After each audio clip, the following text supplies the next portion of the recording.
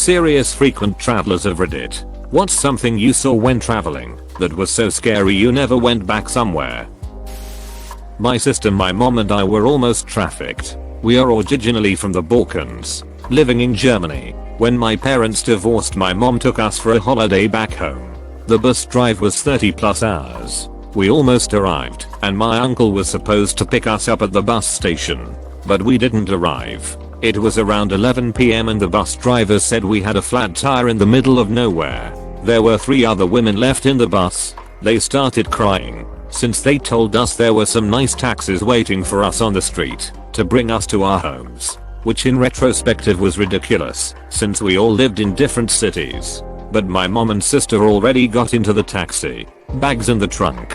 Then the women started screaming and crying, trying to call their husbands. Luckily one husband wasn't living far away, so he came with his family and the bus drivers were scared, and the taxis left. Long story short, we later found out that a lot of women and girls went missing the last couple of months due to human trafficking. It happened in Vietnam in the middle of nowhere. I was just hopping on my scooter outside a 7-Eleven when a young woman ran into the store screaming. She was clearly beaten and her clothes were ripped. A few seconds later 3 men came after her, dragged her outside, and forces her into a car. One of the men had a knife in their hand. I was so shocked. I wanted to help, but I was too afraid to do something. She looked at me yelling and banging at the car window when they drove away. I still think about her sometimes and feel guilty for my non-action. When my dad was in college, he was standing at a bus stop with his friends and a cousin. He noticed a pretty girl his age standing beside them, so he gathered courage to approach her. He says that, just as he was about to talk to her, a van came skidding and stopped in front of them. The side door opened, and 3 men snatched the girl into the car. My dad says it all happened so fast that the girl's scream was cut short by the door getting closed and the van speeding away. Around a dozen people saw what happened, but it was so fast and shocking that it took around half a minute before anyone broke the silence. Nothing came out of the investigation. The police never even found out who she was. My dad says he still dreams about it and how the girl's books fell by his feet. Throughout high school, me and some friends had these trips to South Texas desert near the border. We would camp out in the wilderness and shoot guns or build a bonfire. We graduated in 04. Our last trip was in 05, and we had a really scary experience. We had a campfire going at night. For those that don't know, deserts actually get cold at night due to lack of humidity. So we had a campfire going, and 3 guys came out of the darkness into the light of the campfire. No hello, no what's up. In very basic English, the first guy says, "You come with us." This was not a request. We politely declined.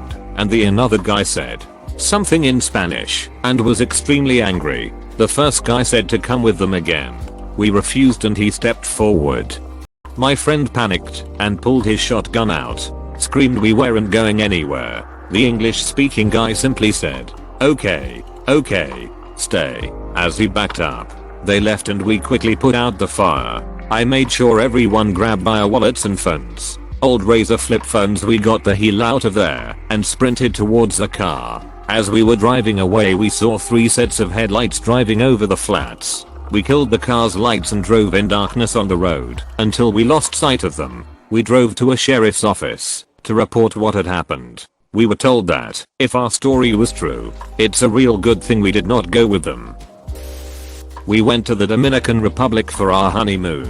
One day we decided to take a day trip that the resort was offering. The trip included sightseeing by bus, lunch, a trip to a waterfall, and ended with a horseback ride. There were about 7 of us in the group. At the end of the day, we were on our way back to the stables and we ventured underneath a bridge. A dude appeared out of the dense bushes, trees, cussing at us and swinging a machete. One of the horses dumped its rider and the rest of us took off while the tour guide negotiated with the man. We all made it back to the bus safely, but wide-eyed. Driving in Iceland during a blizzard was in March, and I was on the northwest part of Iceland near the West Fjords. I woke up and weather was clear. A bit cloudy but no indication or forecast of any snow. About 30 minutes into driving and boom, an immediate whiteout. The wind was horrible, heavy enough to push your car off the road. Heavy enough to blow your car door off the hinge. Almost hurricane-like, but with snow instead of rain. The 2-hour blizzard dumped about 6 feet of snow. I was by myself in a Calle Picanto. The road was not very developed, in not very populated part of the country, and no phone service. Dumbest decision I've ever made was underestimating the weather. I won't go back cause I'm too stupid to deserve to see that beautiful country again. It's also an expensive country.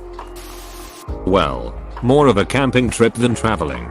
But I went to Drumala, the place where they find a lot of dinosaur fossils in Alberta. Camped overnight. It was a gorgeous and clear starry night. Until it wasn't.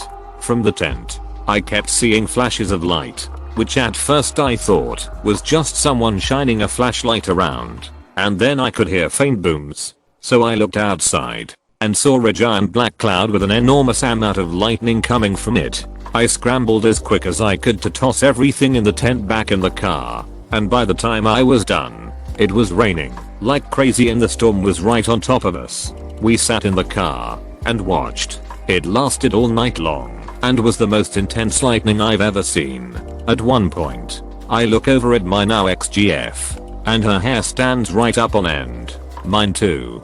And then half a second later lightning hit right beside the car, maybe 5 feet away. It was incredibly loud, like an explosion, and you could hear the crackle of electricity escaping into the ground. Also, the lightning left a huge streak of ionized air that lasted several seconds, and that's when I realized it wasn't a normal lightning strike, but a positive lightning strike. A positive lightning strike is about 100 times more powerful than regular lightning, and will start from the ground and go up into the cloud. This happened in Puerto Rico back in 03. I would often take long drives to random and secluded or closed beaches at night, so I could study in peace. One night while I was out studying, I just happened to glance at my rearview mirror and saw that an illegal firearms deal was taking place right behind me. Apparently they weren't concerned about the presence of a witness, which I found to be a huge red flag. Without turning on my headlights, I crept out of that spot and drove off. No one followed me. Definitely ranks in my top 10 creepiest encounters. Edit: yes, there are more, mostly involving handsy old men in public places. One is a neighbor who declared his undying love for me within a week after first meeting me. I started going on my walks before dawn after that. Olney, Illinois. Had my car windows left rear and rear shot out as I was traveling south and approaching a railroad overpass. Bullet entered through the left rear window and exited out the rear window. I continued south until I was able to pull into a convenience store to examine the damage and to call the local police. When the police arrived, they looked at my shot out windows and said, this hasn't happened for a couple of months now. So it must be a somewhat regular thing in Olney, Illinois for the cop to be so blaze about it. I will never go back to that place. I'm a truck driver, so not so much travels. But one day, when I was on the road, I seen an accident happen right in front of me and a baby no older than 1 get ejected. Of course I slammed on the brakes and ran over to the kid. He was fine. The parents didn't have him strapped in. So I don't like going down that highway, but I have to sometimes still, if that counts. Whenever I was visiting my girlfriend at her college, we would always go to this fairly grimy club in New Haven. I say this because while waiting online I saw a young college girl squat behind a car while some small trickle of pee ran down her leg. My girlfriend and I couldn't move off the line and we both cold looked away but met. So anyway, this club had these like dancers on the pole doing their thing. Loud hip hop was playing and we had drinks in our hand. Night was going well, and after like an hour and a few more mixed cocktails I start to feel it. The room starts tilting when I notice someone more ducked up than me. I know she's ducked up because her long hair is covering the front of her face and she's barely standing up. Her ankles were buckling like Bambi, and the guy behind her looked sus. He was in ripped jeans, a backward cap, and a shirt with a few stains. I don't know why, but like before I kept staring. My girlfriend, I think, was talking to her other friends about some creepy old guy with white hair trying to hit on girls. I keep tugging on her shirt Then like that weird scene in Big Fish, the one where everything slows down and the guy walks through the carnival. Well, this guy has the same effect. The song slows and the girl just buckles. Drops like she just got knocked the F out. Her head tilts back, she's out, and as she's falling on the guy, he just hoists her up on his shoulder like a sack of potatoes and books it. He was so fast I felt like I was watching Mario Brothers on a speed run. Before I could say anything or do anything, they just disappear into the crowd and a bouncer just whips his head in their direction. To this day I wonder about that girl and the guy who just picked her up like a leprechaun and his sack of gold. My girlfriend thinks I made it up, but every time I can't shake it off. I think that girl was drugged, I kept thinking. I once attended a work training event at a nice hotel in Dallas. For some backstory, I was a 20-year-old girl. During some downtime in the evening, I decided to walk across the street to a drugstore and purchase some snacks and water. The hotel sold a single water bottle for $7. So I wasn't having that.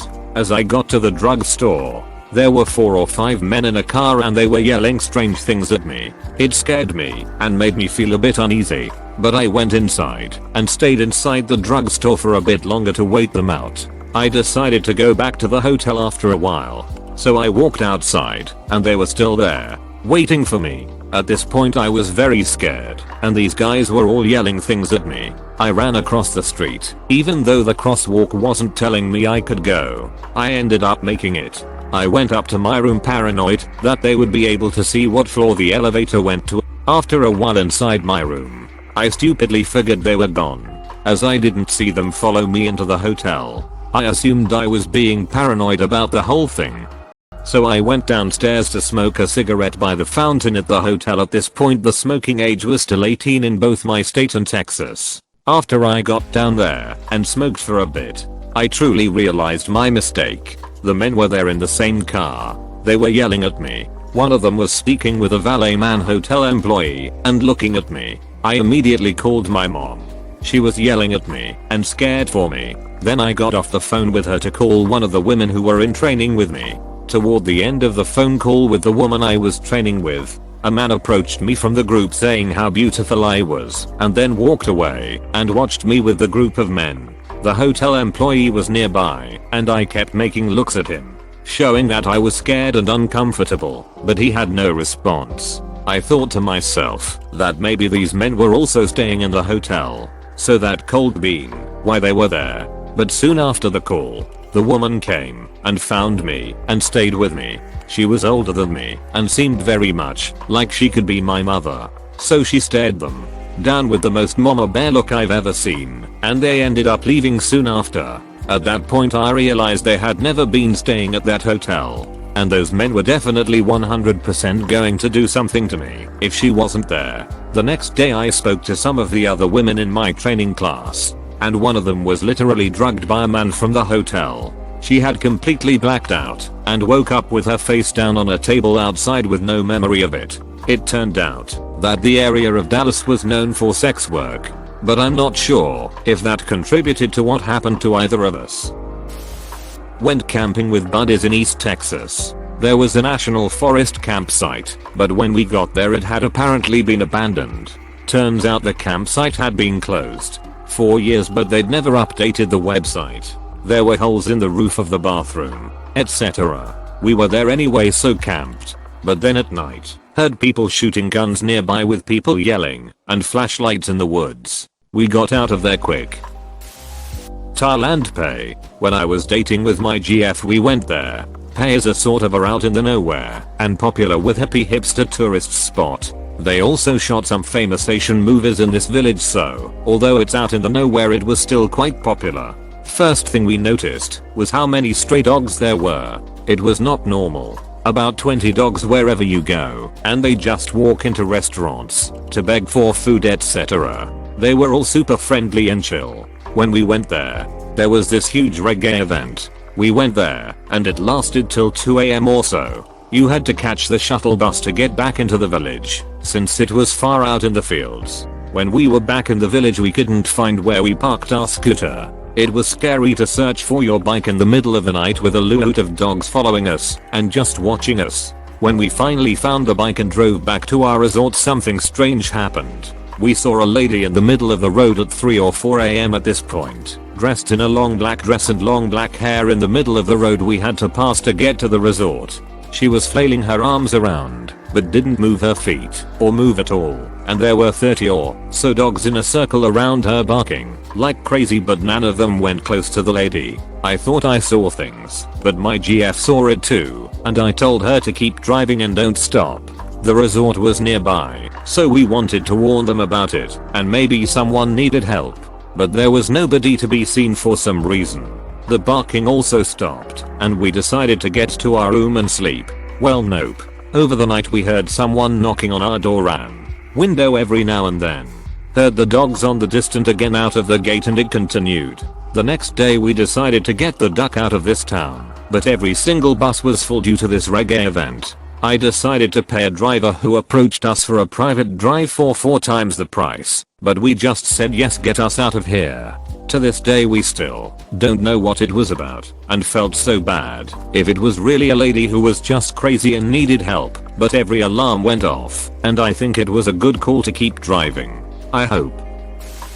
Me and my husband live in Texas. He likes casinos, so once a year we drive up to Oklahoma to go to a casino. I'm perfectly content watching our daughters in the hotel while he goes and mildly gambles for a few hours. Then he watches them while I go and get a massage the next day. About 3 months ago we pack up for our annual trip and head to Oklahoma. We made reservations online through a booking website, but when we got to the hotel they denied our reservation, saying it never existed. We drive to numerous hotels in the area. All are booked. Apparently there was the Redneck Truck Festival WTF that same weekend. It's 11 PM at this point. The kids are sleeping in the back, and we are desperately trying to find a hotel. We end up in the middle of nowhere, Oklahoma, and stumble upon a motel. It's sketchy, but the girls need to get out of the car and sleep in a proper bed. We decide to try and get a room, then leave first thing in the morning and head home 5 hours away. My husband goes into the lobby and successfully gets a room. I have no idea which town we are in. I feel like I'm in a horror movie. The atmosphere is just creepy. No other buildings around except this motel. No cars in the parking lot except us and a few others. We start unloading the car and get the girls inside and tucked in. I told my husband I left my purse in the car and went out to get it. I see the person that checked us in smoking a cigarette by the car. I say hello, and he approaches me. You know it's dangerous out here for a young lady like yourself. The man looks like he's in his 30s and looks dirty. I give a nervous laugh and say yeah, but my husband is inside, so I'm okay. He proceeded to walk closer to me and said my kids were cute. Now I'm worried because he never saw my kids. They were sleeping in the car, so at this point I can only assume he saw us bring them into the room. Which is odd, because our room was nowhere close to the lobby. I understand he was smoking, but he could have just walked out of the lobby and smoked by the door. It's around 11 PM, so I doubt any guests are arriving, so your smoke isn't going to bother anyone. Instead he walked around to the back where we were to smoke. He then asked me to walk with him to the lobby so he could give me another keycode for the room. Apparently he only gave my husband one instead of 2. I said no, we were fine with one, and ran inside. I told my husband what happened, and we locked the door with the extra lock, you know, the one that has the chain. So that way, if someone who had a keycard tried to get in, they couldn't because of the chain lock. We woke up at 6 AM and left. To this day I still have no idea what town that was, but we aren't going back to Oklahoma for a while. Thanks for watching. Consider subscribing for more videos.